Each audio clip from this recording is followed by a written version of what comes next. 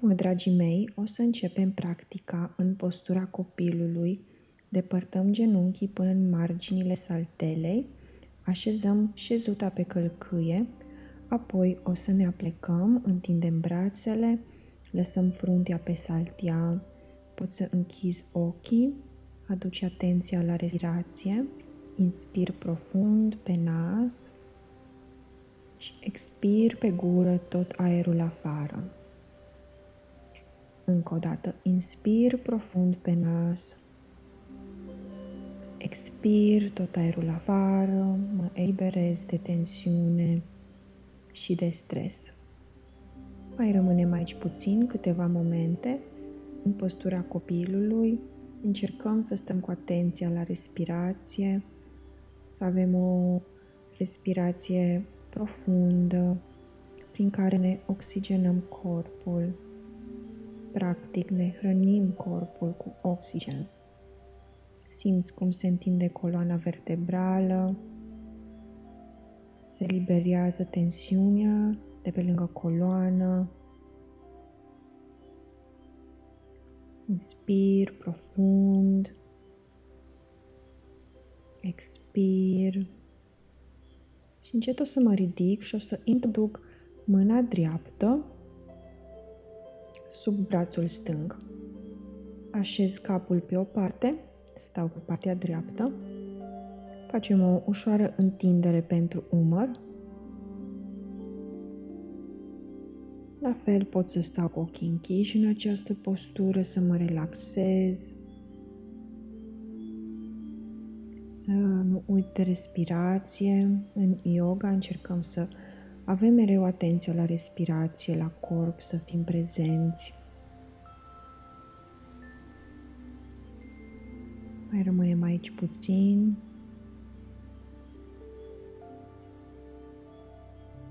Inspir profund. Iar pe expirație mă ridic și o să introduc brațul stâng sub brațul drept. Mă las pe o parte cu capul. Închid ochii și rămân aici aproximativ 1 minut. Inspir, expir profund. Dacă mintea mea este agitată, nu dau atenție acestui lucru, ci aduc atenția la respirație, iar gândurile pur și simplu le las să fie. Acum ne ocupăm de corp, de respirație și încet, încet se va liniști și mintea, bineînțeles. Și încet o să mă ridic, vin în postura mesei, am palmele sub umeri, genunchii sub șezută. Inspir, arcuiesc coloana, expir, aduc bărbia în piept. Facem cat-cow de 5 ori. Inspir sus, deschid pieptul, expir, aduc bărbia în piept. Inspir sus, întind bine coloana, arcuiesc spatele, expir, bărbia în piept. Inspir sus, expir, bărbia în piept, foarte bine.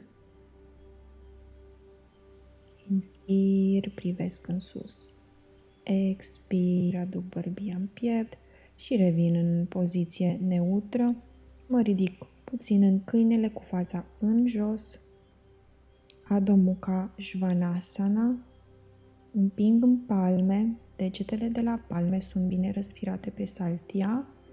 Las capul și gâtul relaxat, iar dacă simt nevoia pot să mișc puțin capul stânga-dreapta, în față și în spate, ca să mă eliberez ușor de tensiunea din această zonă. Șezuta merge în sus, iar călcâiele împing în jos spre saltea. Întind bine spatele, întind bine coloana vertebrală, capul este relaxat. La fel îmi aduc aminte de respirație, inspir profund pe nas și expir tot pe nas și vin în fața saltelei, pășesc de câteva ori până ajung în fața saltelei. În fața saltelei îmi așez tălpile sub șolduri, îndoi genunchii cât pot de mult, mă aplec, las pieptul și abdomenul să se odihnească pe coapse și pe genunchi. Las gâtul relaxat, o să prindem capul la spate cu palmele. Împreunăm degetele de la palme, le poziționăm pe cap și ușor tragi de cap în jos pentru a întinde foarte bine zona cervicală. Până simți o întindere profundă în această zonă, simțim cum se creează spațiu între vertebrele noastre. Ar trebui să se simtă foarte bine această postură. Poți să mai miști ușor gâtul dacă simți nevoia, stânga, dreapta, capul în față, în spate. De asemenea, fii atent și la picioare, dacă deja e greu să stai cu ele așa îndoite, poți să le mai întinzi puțin. Ideea este să simțim în zona cervicală, în zona gâtului, în spatele gâtului, cum se întind foarte bine vertebrele. Se alungește și coloana. Eliberăm palmele, le lăsăm pe saltea. Întind picioarele și încet cu spatele cocoșat, nu mă grăbesc, mă ridic sus. Foarte bine. Aici o să aducem palmele la spate, la fel împreunăm degetele, deschid puțin pieptul și la fel mă aplec cu genunchii îndoiți. Las palmele, brațele să coboare în spate. Inspir, expir profund, deschid foarte bine zona umerilor, zona pieptului. Las gâtul relaxat, las capul să atârne. Genunchii sunt îndoiți, nu trebuie să învățezi picioarele să stea drepte. Este foarte bine dacă avem genunchii îndoiți.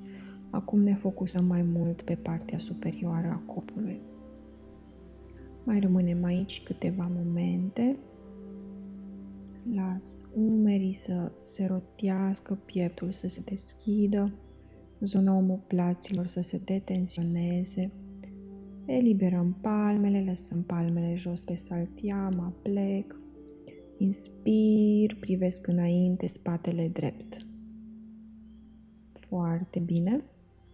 Expir, mă aplec și vin în spate cu picioarele, în câinele cu fața în jos. Stăm aici puțin și apoi lăsăm genunchii jos pe saltea. La fel, avem genunchii sub șolduri, o să facem Anahata Asana. Rămânem cu șezuta în sus, întindem brațele și coborâm pieptul și bărbia în jos către saltea. Este o deschidere foarte puternică și foarte benefică pentru piept, pentru umeri și pentru zona superioară a spatelui. Poți să stai pe bărbie sau poți să stai pe frunte. Încearcă să găsești poziția confortabilă pentru tine, să lași pieptul și umerii să se deschidă, să te ajuți de respirație pentru a putea sta în această postură. Poate este puțin mai greu să respiri acum, este normal, dar încearcă pe cât posibil să inspiri și apoi să expiri profund. Inspir și expir profund. Pe expir mă ridic ușor. În poziție neutră, postura mesei, palmele sub umeri. Aici o să ridic sus brațul drept, aduc brațul drept la spate și încerc să prind piciorul sau pot să prind bluza, pantalonul. De să am o priză cu palma și să deschid foarte bine pieptul. Să trag umărul drept în spate. Inspir, expir profund. Coloana este dreaptă întinsă și pieptul este deschis. Las palma jos, repetăm pe cealaltă parte. Aduc brațul stâng sus, îl îndoi la spate. Cu palma o să prind piciorul sau bluza, pantalonul. Deschid foarte bine pieptul. Spatele este drept, coloana este întinsă. Inspir, expir profund și las palma jos. Rămânem aici în postura mesei. Încă o dată ridic brațul drept sus, expir, aduc brațul drept sub brațul stâng. Întind brațul stâng pe lângă ureche, pun capul jos pe saltea, pe partea dreaptă, șezuta rămâne în sus. Simt o întindere foarte puternică, foarte benefică la umărul drept și în zona omoplaților. Creăm spațiu în această zonă, zona superioară a spatelui. Iar prin respirație aducem oxigen în această zonă și în felul acesta ne eliberăm de tensiune, de stres. Inspir, expir profund. Foarte bine.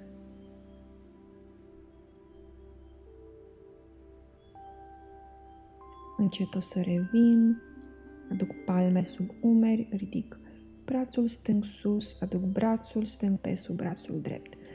Întind brațul drept pe lângă ureche, stau pe o parte, pe partea stângă, șezuta este în sus, coloana este bine întinsă, simt cum se întinde umărul stâng, cum se creează spațiu în zona omoplaților.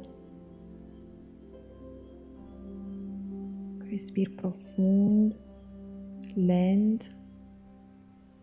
Sunt atent la respirația mea, sunt atent la corpul meu, sunt atent la ceea ce simt acum. Nu mă gândesc la ce am de făcut după ce termin, ci sunt aici prezent și acord toată atenția mea corpului meu. În felul acesta liberez de orice stres am acumulat.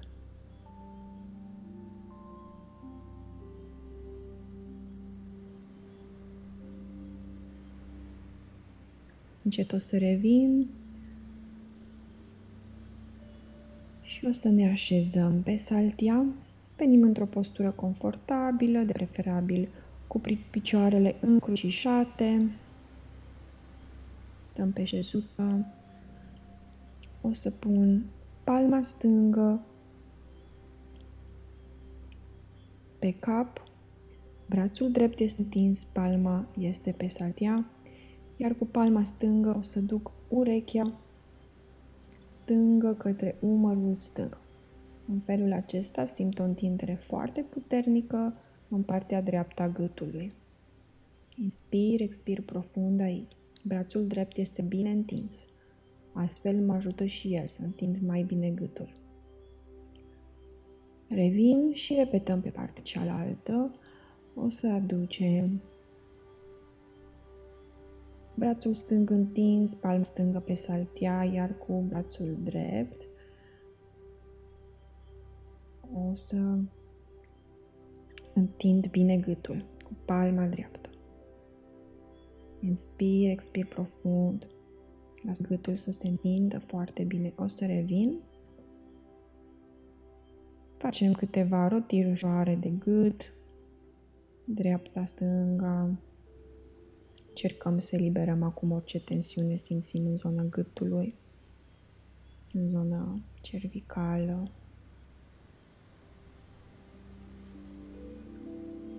Foarte bine. O să urmeze Gomukhasana pentru brațe. O să mă întorc cu spatele pentru a înțelege ce facem. Ridic sus brațul drept și cu palma dreaptă încerc să prind la spate palma stângă. Dacă nu reușesc, nu e nicio problemă, pot să prind tricoul sau să aduc palma stângă pe cotul drept și pur și simplu rămân aici, palma dreaptă este în mijlocul omoplaților. Îți alegi versiunea potrivită pentru tine. Ideea este dacă prinzi palmele, să nu cocoșezi spatele. Spatele este drept, pieptul deschis. Nu ducem spatele și gâtul în față, rămânem cu spatele drept. Deschidem pieptul, deschidem axila, întindem umărul, O postură extraordinară. Inspir, expir profund. Foarte bine. Pot să rămân și cu ochii închiși aici dacă doresc în această postură. Dau drumul la brațe și repetăm pe partea cealaltă, ridic sus, brațul stâng și prind la spate, palmele sau cotul. Fiecare își alege varianta potrivită pentru el. Închid ochii, rămânem aici câteva respirații profunde. Inspir, expir profund. Las pieptul să se deschidă. La fel, sunt atent, am spatele drept, coloana dreaptă, nu vin cu capul în față. Gâtul este în prelungirea coloanei. Inspir, expir profund. Eliberez palmele. Facem câteva rotații de umăr. Rotim în față și rotim în spate de 5 ori.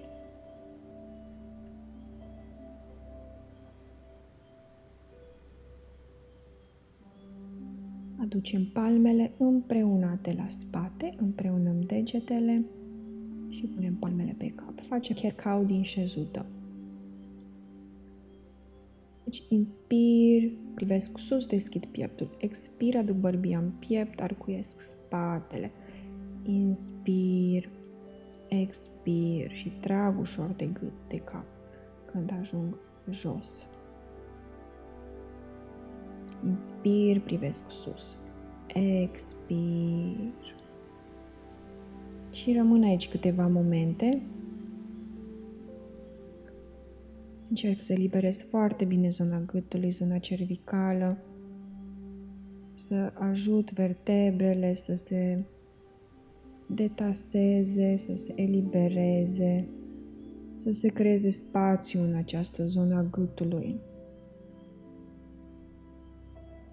Inspir, expir profund.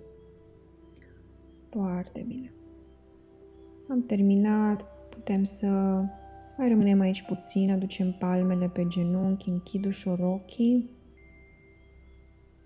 Cu ochii închiși pot să vizualizez precum o ploaie de lumină vine de sus,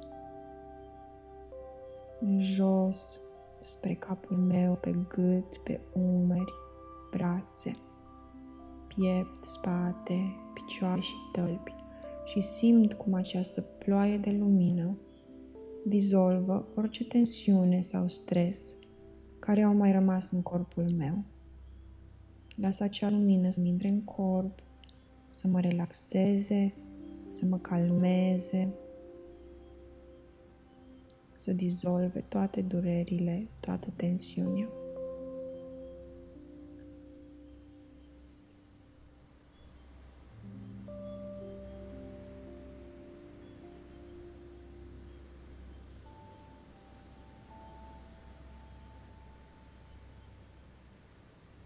Mulțumesc, namaste, să vă fie de bine. Sper că v-a ajutat această practică. Vă mulțumesc. Namaste.